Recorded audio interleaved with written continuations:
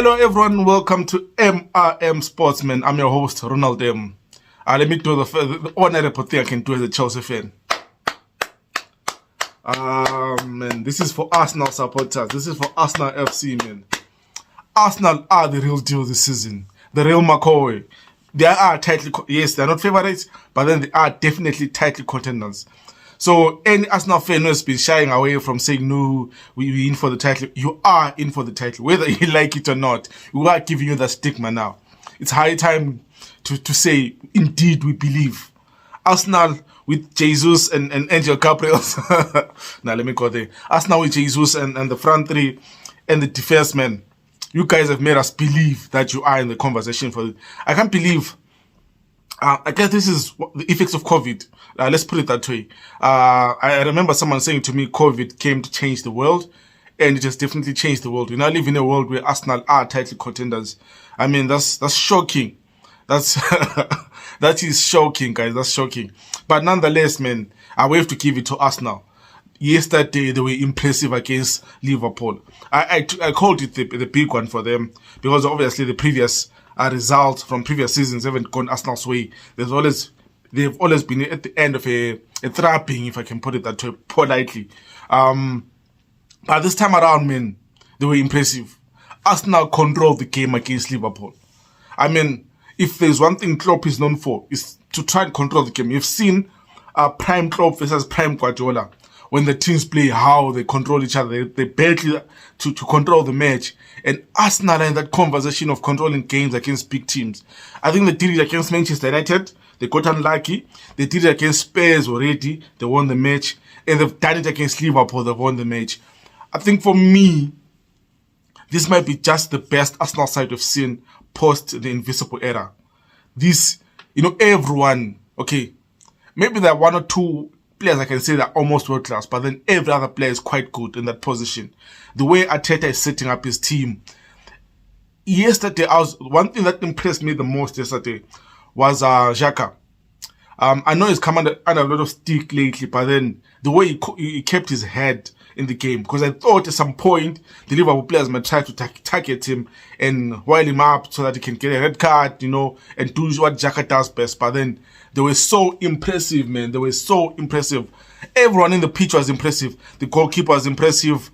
The back four, Tomiyasu did play well. I thought him coming in without playing too much football might be a problem. But then he did come in and then he handled Salah very well. You think Saliba, like for me, if Arsenal continue this form and Saliba doesn't win defender or player of the year, let me just put it there. I know Haaland might get it, but then imagine if Arsenal goes all the way through and wins the Premier League. Saliba has to be the defender of the year or the youngest player of the year or something along those lines. He deserves an award for the way, I think for me, he has transformed that Arsenal back four. And then you have Ben White. I was thinking this, if you're an Arsenal fan, please to let me know. Either way you can get hold of me, man. Would you be open to trying out Saliba and Ben White as the two central defenders? And also maybe if one of your left back, 10 I think is fit. If you can get 10 into players left back, and just take out Saliba, man. Take out Gabriel. Because I think at the moment, okay, Gabriel has been massive for Arsenal since last season. But then at the moment, it seems like he is the weak link there. I mean, the goal that Nunes scored, Saliba tried to pocket and then Diaz got at the end of it, he crossed it to Nunes for Liverpool. And I think other than him getting a goal going forward, he does get goals. I've seen him get goals this season, Gabriel. I think he scored one in the North London Derby, if I'm not mistaken. Other than that, I think at the moment, he is the only player that I'll have a question mark over, if I'm an Arsenal fan. But I think it's something he can change. It's something he can improve. He can just cut out these silly mistakes, which seem to cost Arsenal on the pitch. I think he's the one also gave Spurs the penalty in the North London Derby. So it's not like he is doing massive mistakes, but then I think the team's confidence can help him carry past those mistakes, man.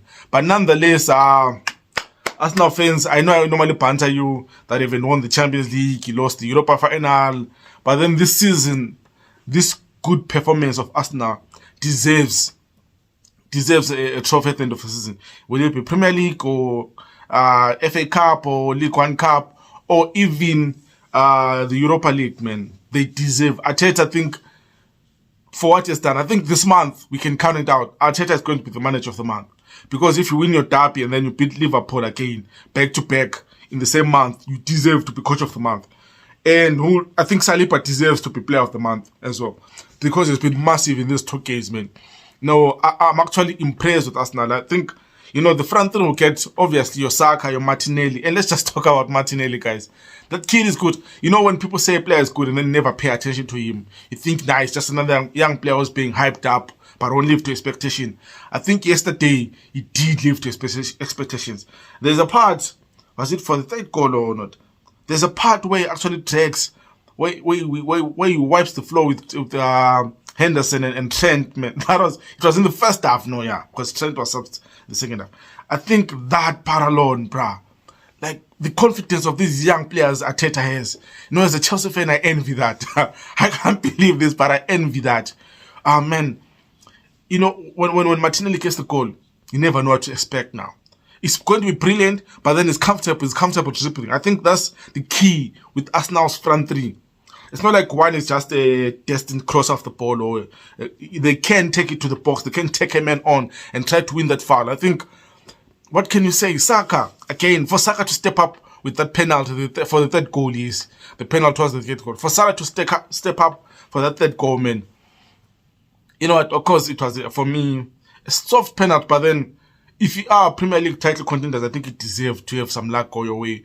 I come from the era where we saw Man United under hard work, getting some questionable decisions and winning matches. So I'll never complain when a team on form actually gets a decision their way, because they deserve their luck. The way Arsenal are playing, they deserve that kind of luck. But then for Saka to step up and take that penalty, with Jesus there on the pitch, I think Xhaka sometimes takes penalties. So for Saka to step up in that pressure cooker of a moment, and then he takes the penalty and slots it beautifully, man. I think, that shows the mentality of the guy. Of course, you can't talk Saka penalty and not talk about what happened in the Euro 20, when he missed the vital penalty. But nonetheless, man, Saka is on form. Jesus, that guy, the way he's so comfortable with dribbling inside the ball. Where most strikers are just looking to get a shot away. He doesn't mind taking men on inside the ball. You touch him, because that, if he doesn't, he gets a shot away. I mean, there's a moment, I think it's done this 2 games in a row, where it is coming from the flank, it is going in. And today he got a shot away and Alisson saved the shot, man. But nonetheless, I'm impressed with Arsenal. And Arsenal fans, I don't care what you say, you are in the title race. Now the question is, can you keep City away? Because City play Liverpool. If City mess that up against Liverpool, then Arsenal can create a 4 or 3 point gap lead or something like that. I think the only Achilles heel on Arsenal's side is the World Cup. I think Arsenal would have loved to just run through and play City why is Arsenal still this hot? Because if they go to the World Cup, imagine if the Brazil, because I think Capetos is going to be called out for international duty. Partey is going for international duty. Saka is going there. Ramsdale. Imagine if any of those players gets injured or what's not in the World Cup. Can that disturb the balance of the team? And then City comes back, Haaland is not going there. City just steamroll everyone. I think that's the only Achilles heel at the moment for Arsenal has to be the World Cup. Because now I think we've seen them play teams who are outside defensive, they've won the matches. We've seen them play teams who are possession based, they've won the matches. We've seen them play teams who prefer the counter, they've won some and they've lost against Manchester United. So Arsenal doesn't fear playing any kind of football, playing against any kind of football at the moment. They can take head on any team, and they're confident that they will outscore the team. I think the only worry for as an Arsenal fan is they can't keep clean sheets. I think for the first goal, it could have been avoided. Similar with the second goal, it could have been avoided. But then, I think now they're confident enough that even if a team scores against us, we can outscore you, which is a good thing for any Champions team. Yes, defensive players defend and wins championships, wins Premier League titles, but then at times just have to outscore everyone. City have been doing it for the past 3-4 seasons. They know they have to score more goals in every game. And Arsenal seems to have adopted that mentality, which I think is a plus for them, man. Let's just talk about their opponents, Liverpool. I think Klopp is out of ideas, eh? Klopp is starting to look like a coach who's out of ideas. If Klopp didn't have a rich history behind him of winning the Champions League, the Premier League, the FA Cup and the League Cup or Carabao Cup, and the Club World Cup, of course, I think he will be under pressure like any other manager, because he doesn't really look like he's out of ideas. I don't think it was particularly smart to go with the two holding midfielders in Henderson and Thiago and leave out Fabinho. I think, and again, man, he subs. Having, okay, I understand why he didn't start Harvey Elliott and Cavallo, but then, I can't place my finger on it why Klopp is suffering like this, why Liverpool are this bad. But then I don't think it's a confidence thing anymore. Yes, confidence might be low. I just think it's become too stale. Maybe the addition of Cavallo and Darwin Núñez wasn't enough for Liverpool. Maybe it just needed like another box-to-box midfielder, a marquee signing in the mid, and maybe just another defender.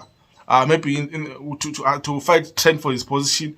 I know there's a guy who's fighting Robertson, who's playing, what's his name? Tikemas or something like that. But then again, man, Liverpool. And I think it's time now to say, maybe Salah is average. I can't believe I'm saying this. Maybe Salah is average. But then it's still Mohamed Salah. He's still the Egyptian pharaoh, man.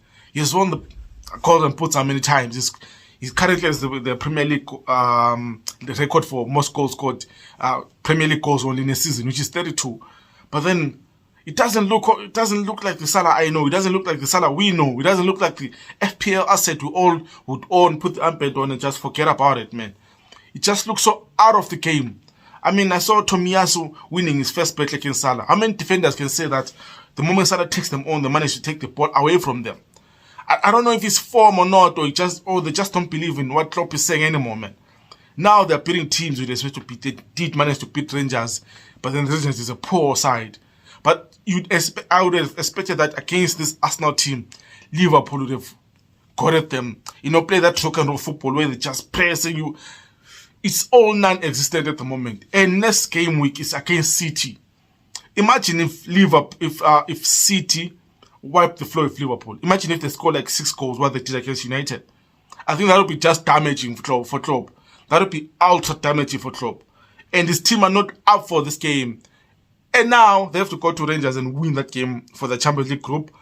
And City doesn't necessarily have to win against FC Copenhagen. Pep can actually leave his star players on the bench and preserve them for the game against Liverpool. Because traditionally for the past 4-5 seasons, the game against Liverpool has been the fixture for them. Whoever wins that fixture times will go on and win the Premier League title. And I'm sorry for Liverpool. I feel sorry for Liverpool. Not that I care, but then I feel sorry for Klopp, because Klopp is a nice guy. And if you watch his press conferences, at times he gets a bit itchy. But then now, what is happening to him? Liverpool are in a problem. And this is for Liverpool supporters. The few that I know, we've always had the excuses. No, we're not playing our full-strength team with injuries. Who was injured today other than Robertson?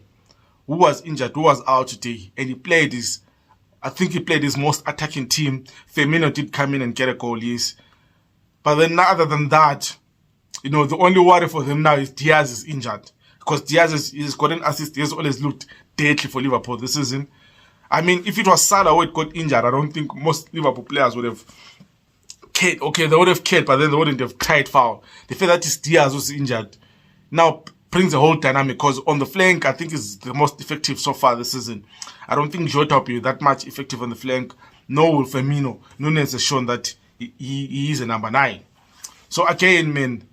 And then, of course, we have to talk about the elephant in the room, which is, has Van Dijk lost it a bit? Has Van Dijk, is he still the best defender in the Premier League?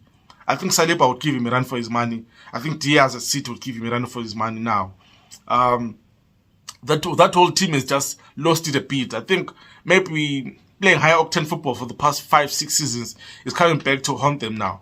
I think Klopp needs to figure something out, because they can't afford not to be in the Champions League come end of season.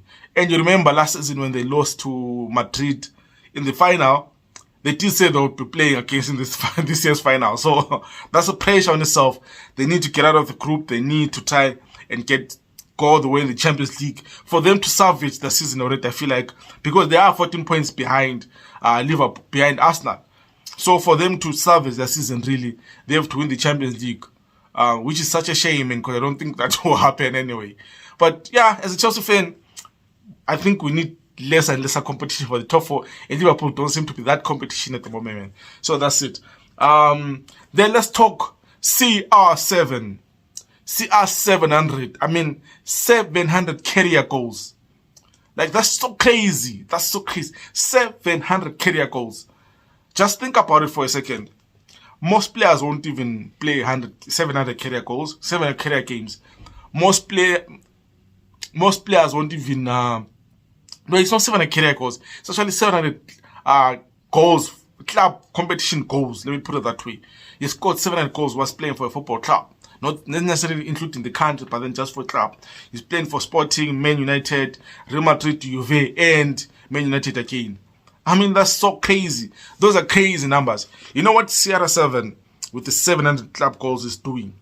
You know how I come from the generation where I never saw the prime Brazilian Ronaldo play like week in, week out, no? And get like the older generation always raving about him. No, he was the best number 9. But then it doesn't have that amount of goals. I think what Messi and Ronaldo are doing, you know how you have all these great players, and then like Messi and Ronaldo are above them. I think Ronaldo now is in the conversation with Messi, Maradona, Pele. You know, it's just the 4 of them. I think that they is the standalone players, Maradona and Pele, and then Messi and Ronaldo. I can't separate the two. I'm a Messi fan, but then I have to give it to Ronaldo. I can't separate the two. Oh, they're different players after all. But then the numbers those guys are pulling up on the board, the numbers they're putting up on the board, I think the only thing Ronaldo will fear now is when will he retire? Because I think he's going to retire once Messi is retired. Because if he retires early, Messi can outscore him those club goals. I think Messi is what, 891 or 892. So it's just 8 goals away. Those are crazy numbers. Those, even if you're a FIFA player, you can't put up those numbers on the wall, man. These are just crazy numbers. And in all honesty, yes, if you're Haaland's and Mbappe's, I would love not anyone to break those guys' records. Just the two of them, Messi and Ronaldo. I would love no one to break their records, because what they've done for football, man, they've taken it and just shown us that we're currently living in the best era of football, where it's competitive. There are a lot of big teams, but then this guy still score so many great players. You think of all the strikers in Ronaldo's era and Messi's era, your Suarez, your Lewandowski, your Benzema's, your Higuain's, I mean your Eto'os, your Drogba's, all these top quality strikers. But then they're just putting the numbers way, way, way above those guys, man. That's quite impressive. I know I've always been a Messi fan, but then you cannot hate what Ronaldo is doing. You have to respect the guy. You have to respect the craft he's put up, man. He inspires so many young players to be footballers, and it deserves this, you know. And of course, you know, with Sierra's ego, it was only fitting that was a goal-winning match against Everton. Touching a bit on the match, man. Manchester United had to labor for it. I think Everton never had clear-cut chances. The Iwobi goal was just, you know, I said it in my previous videos, I think Iwobi should have been the player of the month for September for me. Iwobi has been on form, has been on fire, has been providing for Lampard. But then, other than the Iwobi goal and the De Gea save from the kid they signed from Manchester United, Everton signed from Manchester United, I don't think Everton created so many a lot of chances. For me, this match, what it showed me above anything else is Manchester United do know how to fight now, because they have to fight for those 3 points. And for the matches they've won the season so far, they have to fight for them. And again, that Everton is just so ordinary, man. I think it was blatantly clear. Like, defensive-wise, they are solid a bit. Midfield-wise, if they cut out the mistakes, Man United doesn't score the goals. Like, for both goals, Ghana, he messed up that one, and also Iwobi messed it up, and then Casemiro slotted through to Manchester United. But then going forward, man, Everton are so lightweight. They are so poor. I think Lampard has to try and think of a different strategy. But then we have to give it to Man U. They were playing a big club after all. So if Lampard continues to pick up points where he's expected to pick up points, I think Everton will be fine. But then comes transfer window, they need to get in. Like, I think they need a creative midfielder and they need proper wingers. I think for me, Gordon was overpriced at 50 million. I think at best is a 20 million pound player, or even a 50 million pound player. I don't see what's the fuss about him. I think Lampard should go for another winger to put in the balls, just to get someone who's a bit creative, because he, I think, he had a purple patch last season and everyone thought he's a super talented kid. I didn't see that yesterday, or maybe just had a bad game. But then back on United, man, I think it's key for them that Casemiro played. I don't think now, unless if he's injured, I don't think he will leave the pitch anymore. I think he'll be a mainstay in that holding midfield, because they do need him, because we've seen that United will let goals. So I think the only thing they can remedy, other than trying to outscore the opposition, is to just try and be solid and build from that. I mean, he has to try and protect the back four at all costs. And it'll be interesting to see how they play against Newcastle. And then still on United, we have to give it to Martial and Rashford, man. I know Martial is a bit unlucky with injuries, but then Rashford, I think for at the moment, he is the player who's on form in United. And yes, Anthony. Now, at the moment, we can't banter United for paying all that money for Anthony, because he's got 3 goals in the Premier League.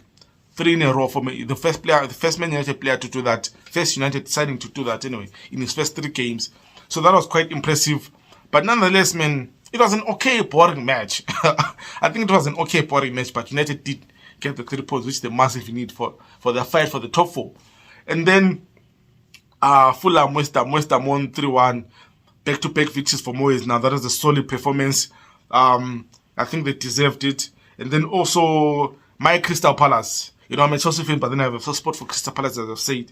They won 2-1 against Leeds. I think Patrick Vieira needed that victory, because I think they were 17th or 16th in the league, which doesn't reflect the football they've been playing. So it was a good victory for them, man. And then, of course, the games that played Saturday, City won, Chelsea won, Newcastle won, West played Saturday, Spurs won the match, Brighton lost to Spurs, Leicester was shocked by Bournemouth. And yeah, man, those are the results. Tonight we have Nottingham Forest versus they're playing Aston Villa. To be another crack of a match. I think it will be an average match, but sometimes those Premier League matches which are average, from average teams, they actually entertain, because they go head to head. They try to hit the opposition, and times, even though they're not the most clinical games we watch, the players will miss a few chances will be created. They do have those midfield battles where those teams try to shine. I think if Villa doesn't win this match, I'll be sure, because they have the better players. They have the players who played together for a long time. They definitely need to win this match. If they fail to win this match, maybe Gerrard, the pressure will start mounting on Gerrard. Definitely, if they lose it, then Gerrard will get some pressure, man. But nonetheless, it was impressive from Arsenal. Just been an interesting game week. Game week 10 has come. It's entertained us. We've seen some massive goals being scored, some beautiful goals being scored, and some controversial decisions, man. And at the end of the week, I think the major winners for this one is Arsenal, Chelsea, Crystal Palace, and of course City. And Spurs, yeah, I think those are the teams which got massive results. I think with City, it was expected. It's more for Haaland. When will Haaland break the 32-goal mark now for City in the Premier League? But then Arsenal is the biggest victor of the game. I think for them that was massive. They proved the test. They passed the test with flying colours. I think they'll be just buzzing going into this match. Their midweek championship against, I can't even pronounce the opposition's name, man. I think Arteta again will rest the key players and just keep on going, man. And it has shown that playing the "You Will Never Walk Alone" last season at the training ground in that Amazon documentary helped them. They now have the mentality of winners.